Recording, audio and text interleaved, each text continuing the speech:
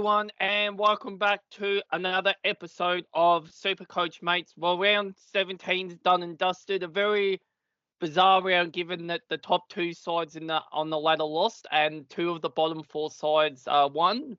But I guess that's just the AFL at the minute.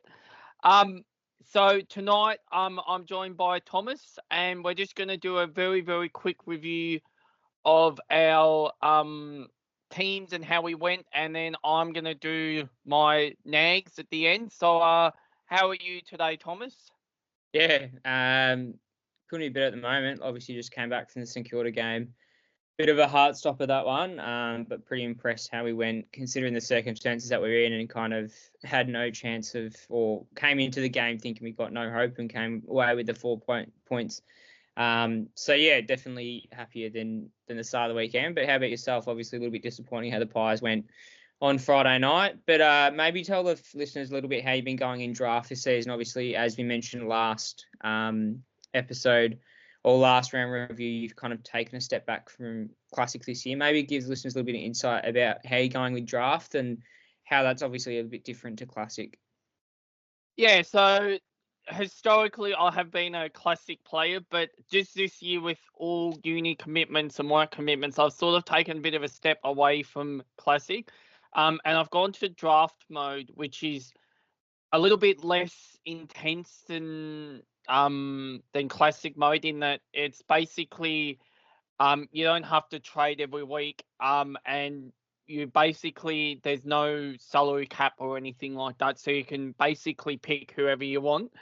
So the idea of draft is basically you'll get together with some mates or whoever, and you have a draft night, and it basically works like the AFL draft would. So you go through the SuperCoach players, you pick who you want, or whoever you can, and once you or another player picks someone, then they're locked out and you can't pick them anymore.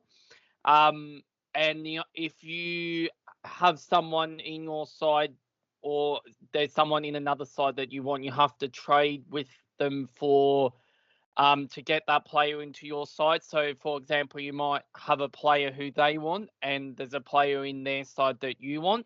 And if you can mutually agree on the trade to benefit both of you, well, then you might offer that as a trade. And you can also do free agents or waivers. So effectively what that means is that you remove one of your players, and basically any of the players that weren't drafted, you can pick them up at any stage throughout the campaign.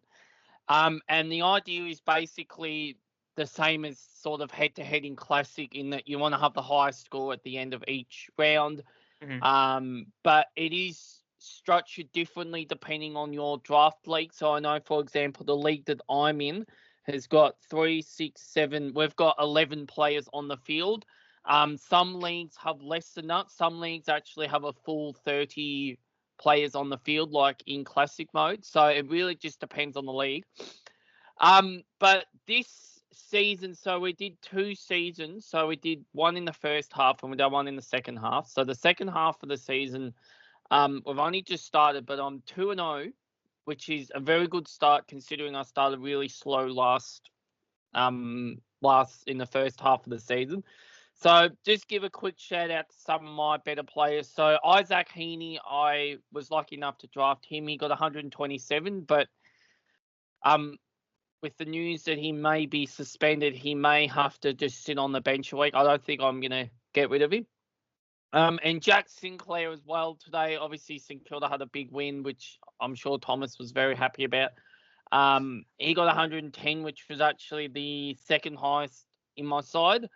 And I did just pip one of my mates who goes for Essendon, who's been giving it to me all weekend. So there's a slight little bit of revenge, but obviously I would have preferred Collingwood to win.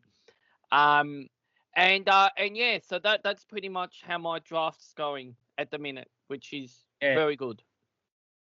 Yeah, nice. It's obviously a little bit different perspective, as you said. You're taking a step back from Classic this year, but hopefully in the remaining, how many rounds we have? 7 rounds, that you can kind of give a different perspective on on how draft is played and how you're obviously going and some of the standout players that you have in our draft. I think we're planning, if we continue this next season, to get a bit more involved in draft and hopefully get a few more creators on board. I think last year, I'm pretty sure, correct me if I'm wrong, Nath, we had a draft night with some of the guys from SuperCoach Sword Play and Shorty Yes, we Super, did. all that, which went really well. Probably didn't take it as seriously as the season went forward, but hopefully that's something that we can dabble into next year. But just a quick review. This podcast is going to be structured slightly different just because Nathan's got a couple other commitments tonight, so he's got to dash off a little bit. So I'll be a bit later in the episode about how I went personally and some of the trading options for round 18 and the vice captains and captaincy options. For that once lockout lifts a bit later tonight, so I'm just waiting for that to happen. But how I went, obviously, very well. Can't complain. I was looking at about 25 plus 100, close to 2,600 on Saturday. Just Curnow to stink it up and not even get to a 50, which kind of shot me in the foot a little bit and cost me that 2,500. Yeah, but just tad under 2,483. And then Jonas obviously is not coming on this season at the moment. He's gone from strength to strength this season, and I think Dunkley saved his round, I believe.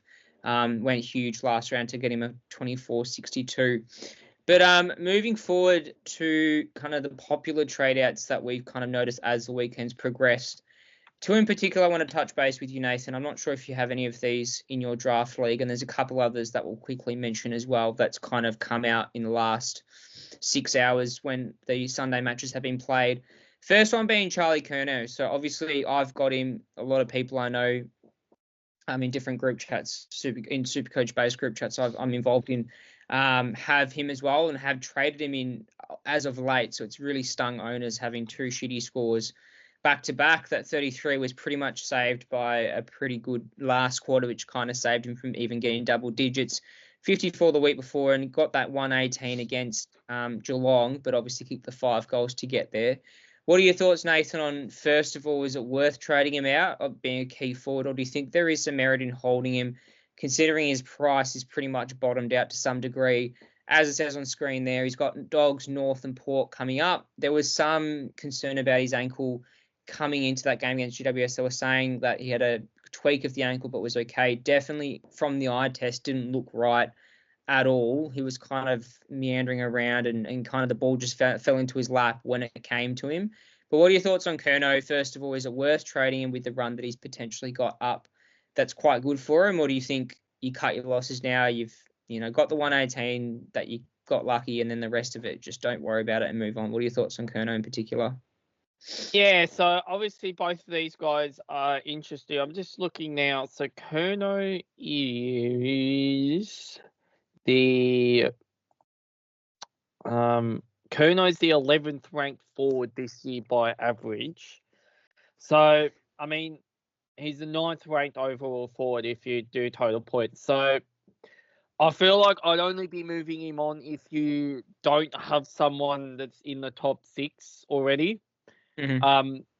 Because I think trades are at a premium at this stage of the year. So, if you somehow haven't got like a Caldwell, which is understandable, but I think I don't think I'd be sidewaysing him. The one that I don't actually mind is Luke Jackson. Actually, he's only about going into this week, he was only about 30k more expensive. And he's going to drop again, Luke Jackson. So I'm not sure how much though they're going to. I'm not sure how much they're going to drop. But if you've got about 40 or 50k spare, I would say if you got Curnow and you don't have Jackson, that's probably a pretty straightforward swap, given I think Darcy got injured. Yeah. As for Caleb Sarong, look, I think he's just getting a little bit more attention from opposition sides, given how dominant he has been this year. But I don't think you can move him on. He's the 3rd highest rated midfielder. He's 2nd highest rated pure midfielder. So I think it'd be a luxury to move him on. I think you've just got to bide your time with Sarong. He'll bounce back. He has had a bit of a rough patch. Yep. But I think Melbourne don't normally tag, and West Coast as far as I'm aware, don't normally tag either, and he doesn't mind having a day out against West Coast. So I wouldn't be too concerned with Sarong. But yeah, I think if you haven't got one of those top 6 forwards and you've got Charlie Curnow, I'd probably look to move him on. Yeah, I could understand, your frustrations with Curnow if you're an owner. Jackson's. I mean, I'm a Jackson owner. I got him recently as well. He's definitely been, I would argue, even more frustrating with the potential that he has. I think Darcy, correct me if I'm wrong, got concussed. Yeah, he did. He got injured. Yeah, got concussed, so definitely missed next week, which obviously is a big plus because Jackson will sole ruck anyway. I think the one silver lining with Jackson, we've spoken about it previously on social media as well, is that because he's got the ruck forward eligibility, it just gives a luxury that if one of the ruckmen go down that you have, like your Gorn, your English, your Marshalls, he just automatically swings. It will get a decent enough score that will cover you to some degree. But having said that, there are better forward options. Dylan Moore is an obvious one that showed he's capable of doing, more consistent scores. He's a bit of a roller coaster skill. Rankin will touch in a minute.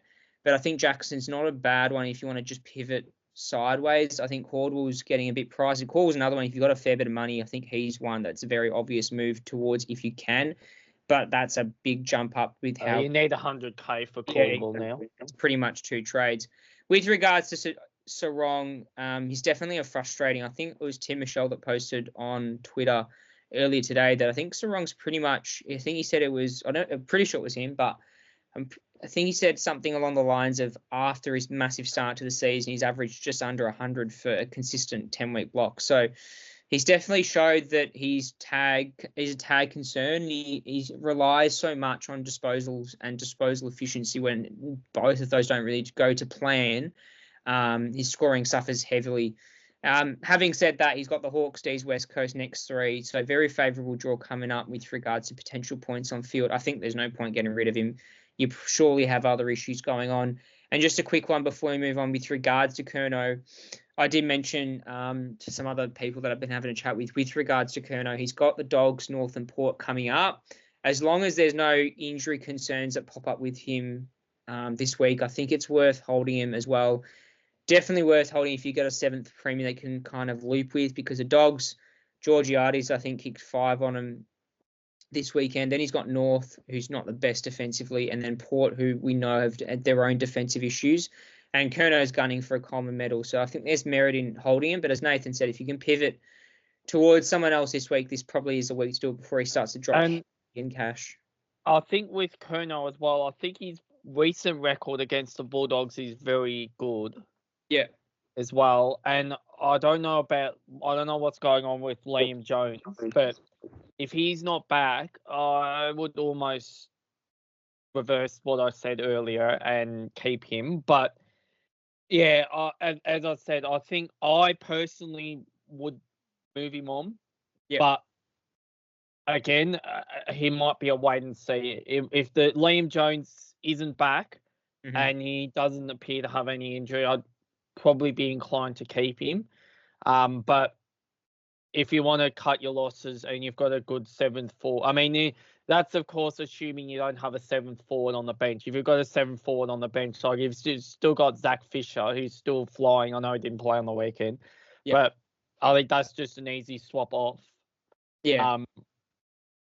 But yeah, I'll rephrase what I said earlier about Curnow, and if Liam Jones isn't named, I would probably keep him and hope he goes gangbusters. Yeah, he's got definitely the ability to go nuts, and he's shown that in previous games. He's really had only that 2-week block that he's struggled, but as I said, there could be some underlying factors. Before we move on to our kind of tag alerts for next round that we've picked up early days, I just want to get your quick thoughts on 2 players in particular. I was going to mention McGovern in this same sentence, but I guess McGovern you kind of have to wait on to see how bad this rib issue is, if there is any issues. I think he was sent to hospital after the game against the D's just as a precautionary, but there could be more to it as we find out later on in the coming days. But two players in particular that I want your opinion on.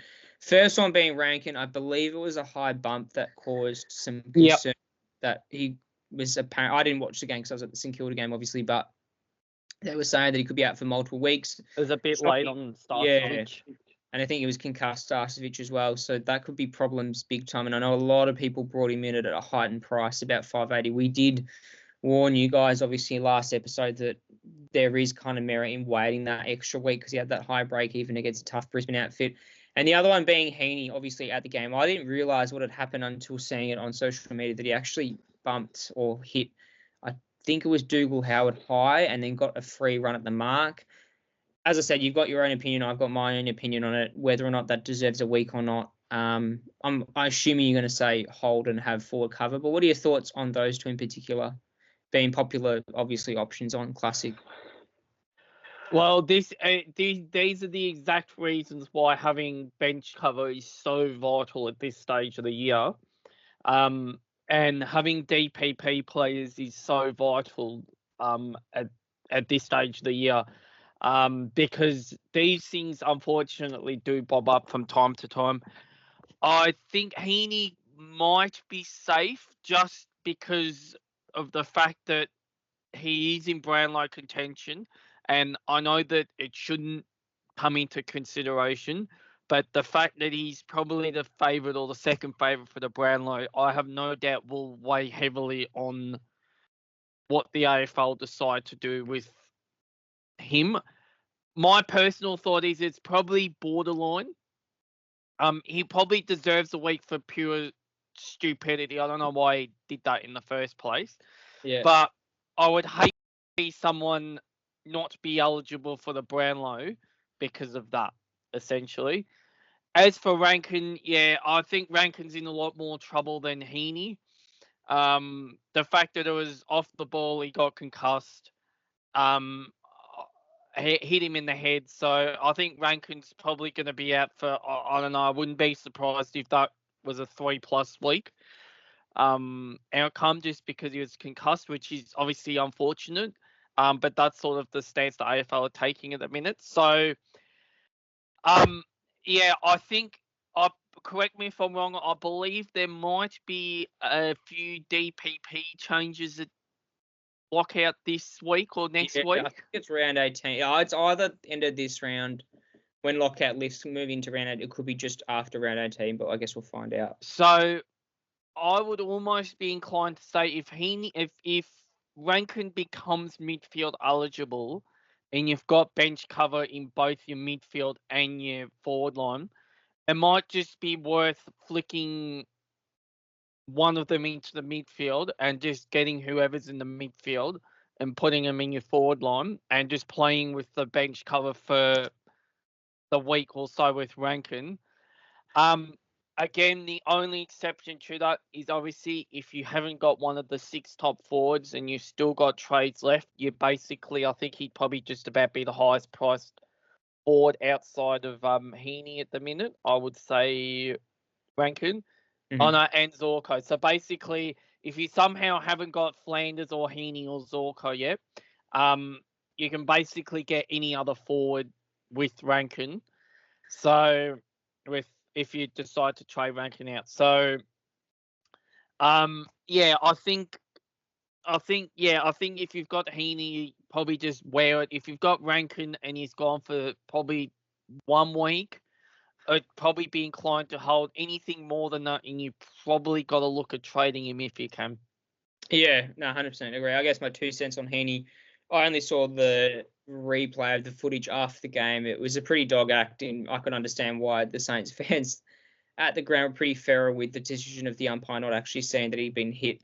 The Saints player had been hit. So I'd be disappointed in the fact that the AFL let him off for that one, just because he's a Brownlow contention. Because I can guarantee if the fine was on the issue was on the other foot, they'd probably get in a week or 2. But before we move on to how I went, obviously, and my kind of trade-in targets for this week in Classic, we're just going to quickly go through the top 4 kind of tag alerts. If we started this last week, because obviously we know the tag is back in vogue and it's impacting a lot of players.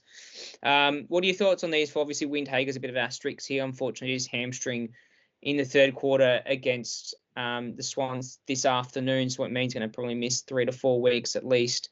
Depending on the hamstring strain, which means I think the Crows players are in the clear realistically. Dawson could probably get some slight attention. I'll explain a bit more why I think the case is. But what are your thoughts on these ones? Obviously, Sydney plays North coming up, I believe, next week. Jordan, I would say there's a fair chance. I don't think he tagged against us this weekend, or I might have tried when it just didn't work, or he couldn't figure out who to tag exactly, because both Nazai Wanganeen Miller and Sinclair did quite nicely. Jordan, I could see going to Sheasel and McKercher, more so Sheasel, if anything. He's the damaging one out of the two. Windhager, obviously, null and void with his hamstring. However, I wouldn't be surprised if a Seb Ross comes into a bit of a negating role just to help out defensively in the midfield and add a bit of leadership. Berry, obviously, the Lions play the Eagles, I think, coming up. I could easily see a Berry going to Yo at stoppages. Yo's been so damaging. He obviously gets the ball so much himself, but I could see Berry doing some defensive work on him. And Chincotta, the kind of unknown blue that's really stepped into that kind of negating role, I could easily see go to Treloar or Dale. More so Treloar, if anything, considering I think Chincotta starts forward often and moves into stoppages. But could also see Dale being negated a little bit, considering how damaging he is off halfback. What are your thoughts on those ones? And is there anyone that obviously you can think of to kind of keep wary for owners that might have those premiums that could cop a bit of attention this week? Yeah, well, I think all I have to do is look at Friday night with Collingwood Essendon and go. I think in the way forward, unfortunately, is you're going to have a tagger in your team. So as I alluded to last podcast, I don't think this is going to be a one-off anymore. I think this is just going to be in vogue now, where sides are just going to try and tag players out of the game. So just looking at these ones, so Jordan, I can see him. I think Sheasel will be the one that he goes to. I don't think McKercher will get tagged. The other one he could go to is Wardlaw if he comes back in, but I still think Sheasel's the one that's sort of the heart and soul of North Melbourne. Out of that midfield. Winghager, yep. You've already talked about. Berry, I can see Berry going to one of those midfielders, whether it's Yo or Kelly or Harley Reid. I think he'll go to one of them. And Chincotta, historically, hasn't tagged midfielders. He sort of tagged the half-back line or half-forward line. So I think Bailey Dale's probably a good option for Chincotta. The other one, I wouldn't be surprised if Sam Durham did a tagging job for Essendon on Saturday night against Melbourne. If Clayton Oliver's back, he'd probably be the one he goes to, even though he's been horrible and horribly out of form. And I wouldn't be surprised. I know he had a horrible game, but I wouldn't be surprised if Tuke Miller sort of was accountable for one of those Port Adelaide midfielders in their clash up on the Gold Coast. I know Hardwick historically doesn't like tagging, but he doesn't mind doing the so-called coolers, where he basically just sends someone to them at stoppage. Yep. So I wouldn't be surprised if Miller sort of got the responsibility of looking after Butters or Horne-Francis at stoppage, because I think you need to tag now. I think we've seen the success of it. It swung many games. It swung the Collingwood Essendon game. I think it swung the St Kilda game. I think did Windhager would have tagged today, did he? I don't know. It was not obvious. I was sitting behind the goals or around, back into the goals, so I didn't quite see who Windhager was going to at stoppages. I don't think it was anyone in particular per se. But yeah, when he did get injured, there was definitely no one going on anyone. The only person I could see maybe still becoming a bit more aware of players around stoppage and playing a bit more defensively, but I don't think Windhager was going on anyone particular. I think, as we mentioned last week, I think it's really important to emphasise that, granted some of these taggers are there every week and they're going to be tagging someone most likely because that is their role. But as I said last week, and when, or even week before, it might have been when St Kilda played the Lions, obviously went to Lachie Neale and did a really good job, but then it let off McCluggage off the hook. And it's really important to understand that taggers aren't necessarily going to tag the best player. It has to be a tag that works for them as well. There's no point putting Windhager on a McCluggage. He's not going to keep up with him. He's going to bet on a Neil. Dawson, obviously, he's not playing anymore, but Dawson would have been a good matchup for him because he's a lot more contest oriented rather than this run and spread that those running midfielders have. Hence why Goulden and Warner did so well today, in particular because Windhager would have never caught up with them in general play anyway. So yeah, I think that's one thing to be really aware of. But I guess before we wrap it up, so as I said, how it's going to work is just because Nathan has to pop off, I'm going to be talking about how I went this week in more detail once lockout lifts, and then move towards how the trades look for myself and what the top kind of trade targets and VCC options are for round 18. So now it's just going to be me for this section of the podcast. Nathan just had to pop off. He'll be back for his famous rant section of the video. So just to see how I went this week for round 17. Start of the week very strongly. Was looking at a high 2500s. Unfortunately, Curnow had to shit the bed a little bit, which was very frustrating. So ended up on a 2483, which I'll still take, considering I had a frustrating 2-week period of the buys, which really hurt my rank, starting just outside the 1k mark and dropping just outside the top 2k mark, about 3 or closer to 3k actually. So now bounce back nicely to 1968, which is not too bad, not the worst, but just trying to push hard for the top 1k finish, I guess, for now. So let me just get onto my team for this round whilst this loads up. So as you can see, scored pretty nicely in most positions. Can't complain with a lot of my premiums doing very, very strongly. I guess moving forward, I've got a full premium of 22. McKercher was traded in for Jack Steele. That was my one trade. And my second trade was bringing in Jai Caldwell over Rankin, which I guess was a bit of a controversial take coming into the round, considering Rankin was scoring very nicely in the midfield, had strong midfield minutes. But, looking back on it now, I wouldn't have changed it regardless. I think Caldwell was a low price, and I was at the game on Friday night against the Pies, and Caldwell dominated that midfield. He looked really strong. Was the first one, 2 stoppages, was the one digging the ball out. I think he has to stay in that midfield regardless if Setterfield and Parrish come back into the side. He's just so dominant. He's close to their best midfielder at the moment, creating opportunities for them to move forward. And he also works hard both ways. He was one of the first players back defensively and also pushing forward to kick that great goal up in the forward line. So he's one that I'm pretty happy with and I think can finish this season really strong. McKercher, I'll touch more on him on my player of the round, but he dominated. He had a massive kind of 3-quarter period. He was quite slow to start with, but I guess he's coming back from injury. The other players, I think the most disappointing player that I had on my side this round was most likely Bailey Dale. I didn't obviously watch that Dogs Port game, but I think the whole Dogs team got hammered. He did well to salvage a 70, so I think he can hopefully bounce back this round. We mentioned earlier he could be a tag threat against the likes of Chincotta, but again, that's yet to be seen. So he's potentially on the trading block this week. Heaney I'll hold regardless, just because I've got Kruger sitting there on the bench who can cover him quite nicely, I think. McGovern's the other concern, obviously, after that D's West Coast game we mentioned earlier in the potty, that he went to hospital with concerns of rib issues. I guess I was checking if he was safe to fly back. I haven't heard anything online about any health issues moving forward, so I guess it's a wait and see across the upcoming days and the injury report to see if Gov is going to miss weeks. I think if he misses weeks, he probably is a trade. For me, Bailey Dale is probably on the chopping block as an option, which means I can swing Dacos back, and with the money I have in the bank, about 140k, I think I can pretty much afford anyone. Probably looking towards the likes of anyone between Treloar, Cripps and Dunkley. I like the look of. Obviously Neil goes gangbusters, but I think I preferred Dunkley slightly just because of the tag risk, and he's slightly cheaper.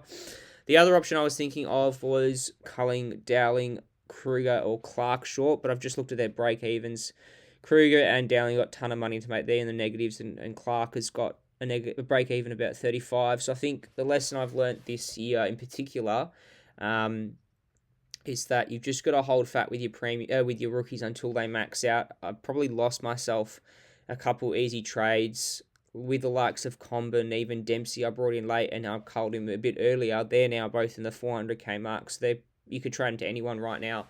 So I think it's really important, but there is a fine line between culling rookies really early or late. But I think there is a fine line between going too early and obviously trying to fatten them up that they can become easy trade outs. And you look at the likes of Comben, everyone traded him out when he had that poor patch, and he's just dominated since, and he's scoring hundreds for fun at the moment. So, yeah, it's frustrating I got rid of him, but at least I've got the full complement of premiums. I don't think I'll be trading out Curnow just yet. His run looks really nice. I think he's lost enough money that it's hard to trade him out straight away. I could obviously go straight to more as an option. I've got 140k, as I said, so that easily gets me to more. But I think at 420k, people are more likely to look at bringing him in as soon as he gets a spike score, regardless. So I think I'll just hold him, especially against the Dogs. But that's, my round review for this week. And I don't think I'll do maybe one trade or none.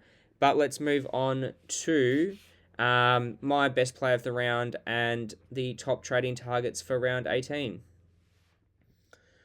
So, as I mentioned earlier, my play of the round was the young Colby McKercher. He obviously had that foot issue, or foot hotspot issue that ruled him out for a fair while. He came back seamlessly in that side, took over Zach Fisher's role with Fisher being injured. It's yet to be seen how they'll do as a combination pair, but I think McKercher's score won't really deviate. Slow start. I wasn't watching this game. I was just following the scores a little bit. But yeah, from what I saw at the end, dominated possession, just looked really at home at that defensive position. 134 SuperCoach, 37 disposals, 8 marks, and as he's been well touted for, 84% disposal efficiency. So really, really clean by foot, and made 40k on that, which was nice to see. I hopefully will keep him, or definitely should keep him. Ideally as a defensive mid swing. He's at my M8 at the moment. Ideally, I want to move him on.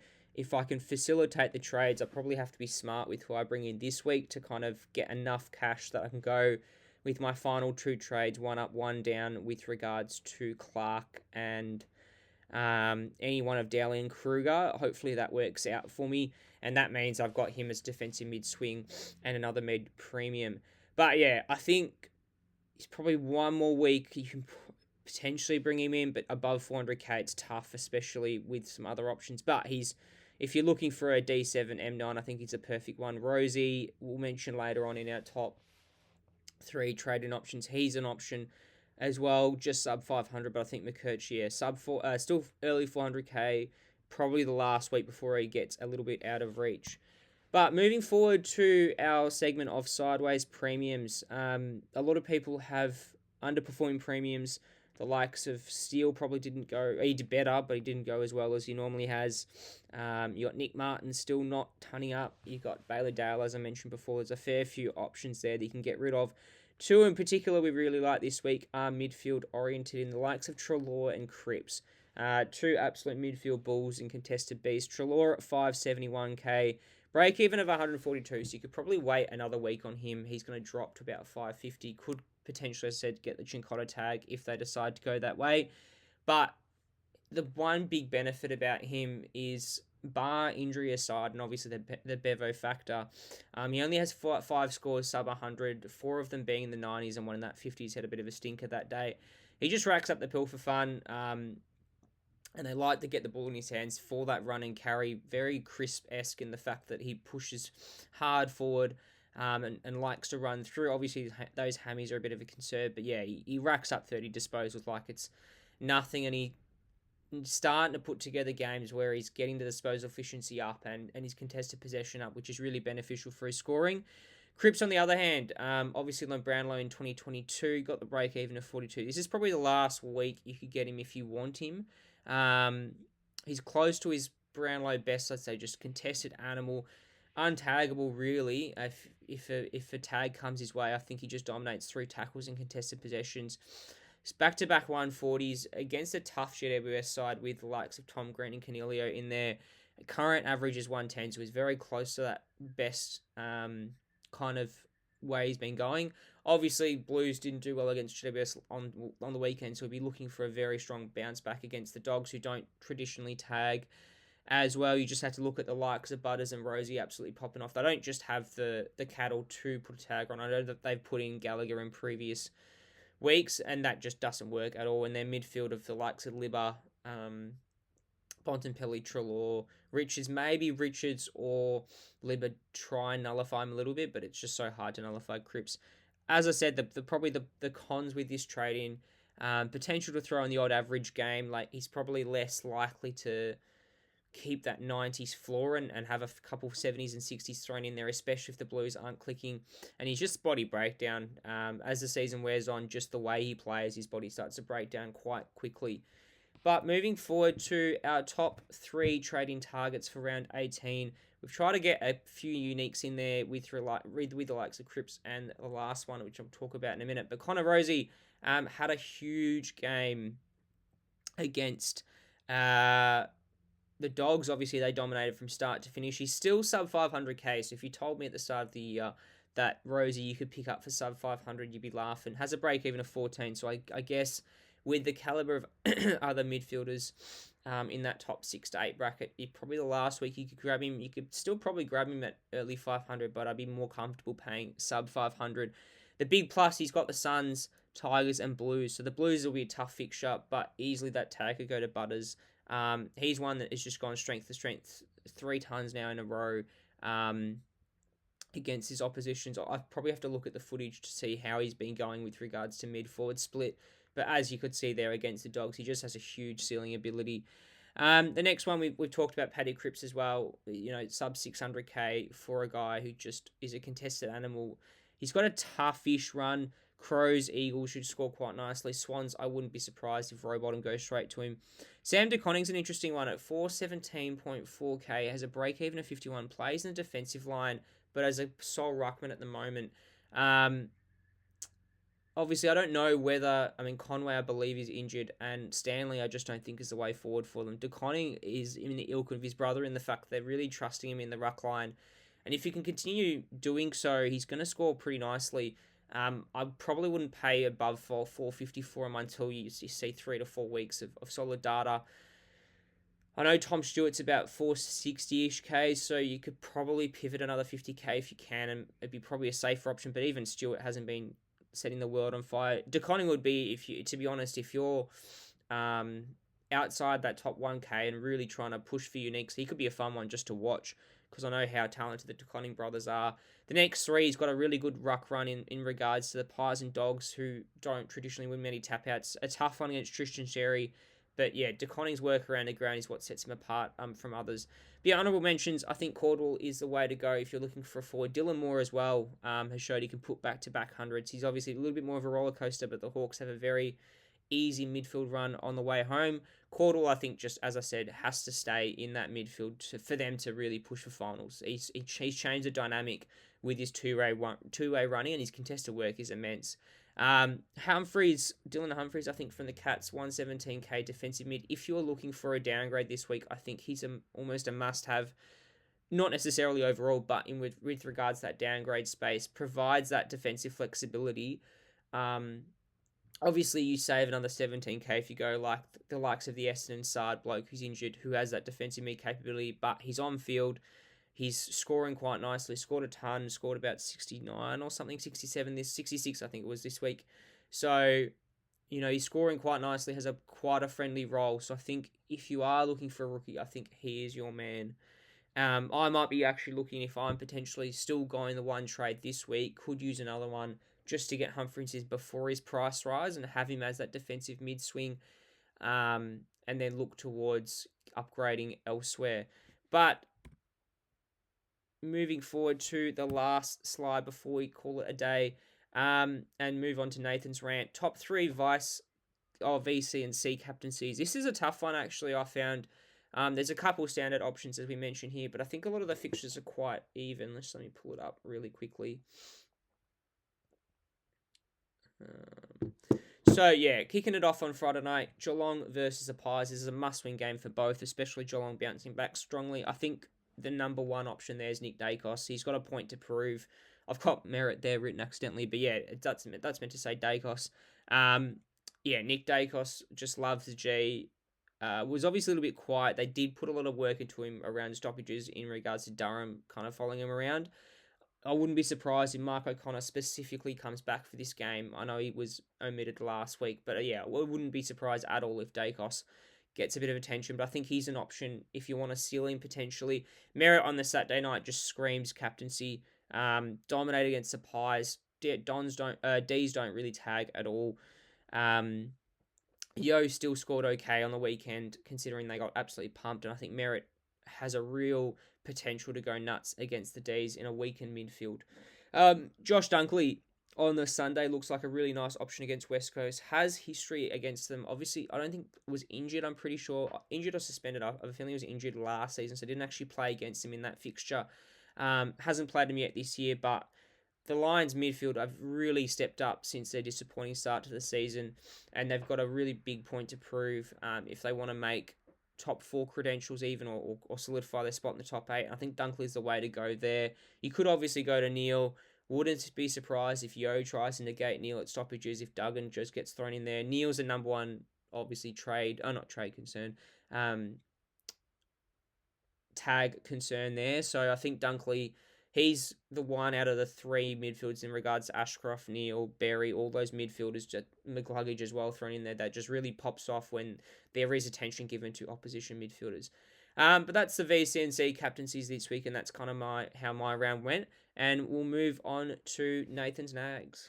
So before we wrap up the round 17 podcast, this is obviously Nathan's favourite bit of the week. This one's a little bit personal because obviously, as you can see from the picture there, we've got the Collingwood Magpies in there as well as the Sun. So I'm going to turn my camera off and let the full focus on Nathan because he's going to probably rip a pair in the next kind of 5 minutes. So let's hear it, Nath. All right. So obviously, as you guys know, I'm a diehard Collingwood supporter. I go every week, but I was bitterly disappointed with Collingwood's performance on Friday night. It looked like they had no effort, no heart, no determination. I know their injury hit. I know they're missing a lot of players, but it doesn't mean that you can't have effort. You can't have, a nous for playing. And I know Craig McRae said in his post-match press conference that they had a plan for Zach Merritt in the game, but considering the fact that Zach Merritt had 30 disposals and 15 of them were score involvements, it's very, very hard to sort of justify and believe that. And then on the flip side, Essendon decided that Nick Dacos deserved their attention, and he probably had one of his worst games for the year, even though he had 30 disposals. So, as I said earlier in the podcast, unfortunately, I think based on this one game alone, I think that every side are going to have taggers, and I think you need to have one in 2024 and beyond. Otherwise, you can't compete. And it does hurt me saying that because I love watching sides score. But at the same time, if one tag is that effective that it basically shuts down the opponent's best player, and then on the flip side, the opposition's best player is the best player on the ground by a mile because he doesn't get any attention, well, logic says to me that you'd be hard-pressed to not tag whoever you can to help your side. And the second part of my rant tonight is the Gold Coast Suns. I don't know what is going on with the Gold Coast Suns. They're 8-0 from at home. They're 0-8 away. This was their greatest opportunity that they will have this year to win a game away from home, playing a North Melbourne side who admittedly are much improved, but compared to the Gold Coast Suns, they're streets away. They couldn't hang on against North Melbourne. I don't know what goes on when they get on planes. They seem to be scared of getting on planes, which isn't really what it should be, because the grand final is going to be played in Melbourne. So if they ever want to play in a grand final, they're going to have to learn how to fly into Melbourne and play, because they're not going to be able to do anything with that. And the fact that they had the easiest draw this year, given that they have played West Coast twice, they played North Melbourne twice. I think they played Hawthorn twice as well. They were the only side that got all three of them twice. If they don't make the finals this year, I think that is the biggest disappointment, other than if the Giants or perhaps even Collingwood do not make the 8. So I think right now Stuart Dew will be sitting in the Brisbane coach's box or wherever he is, going, yeah, you know what? I don't think they've improved since I left. And I think he would probably feel quite happy that he got the flick, because they haven't really shown any improvement. So to the Gold Coast Suns, you got to learn how to get on a plane. You got to learn how to play away from home. The grand final's never going to be on the Gold Coast.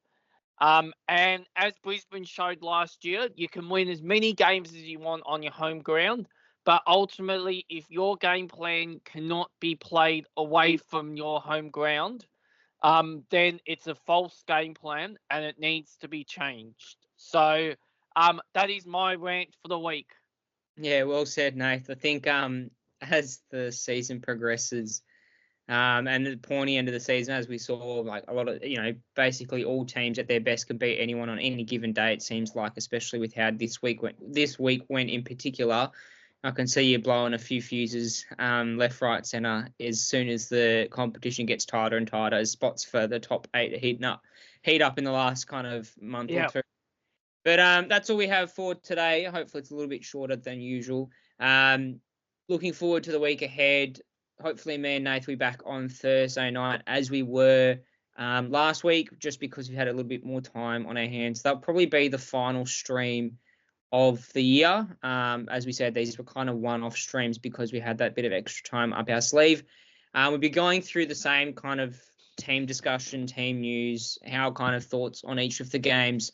And hopefully, depending on the popularity of it, I've just posted on Twitter this afternoon with regards to, we obviously did AFL Select box breaks, and thanks so much for those who supported the stream and we purchased a spot in the break. Those cards have now been sent out to you guys in the mail. Hopefully they'll come sometime this week. And then we're going to move hopefully into a team coach box break in that stream as well. That's obviously dependent on the popularity of it and if it has any interest at all. But that's something to look forward to on Thursday, as well as some special guests that will pop up through the week that will release on social media when those get recorded and released. So hopefully you guys had a solid week. I know that this week was a very, very diverse range of scores. I saw a lot in the 2100s, a lot in the 25, 2600s. So there's a wide range of scores that will definitely shake up the overall rankings. Hopefully you had a happy, a consistent week, and then what trades you're looking towards this week to kind of really finalise your team and have that 23rd premium or move to a full best 22 strong premium. Other than that, have a good rest of your week, and we'll catch you hopefully on Thursday. See you guys.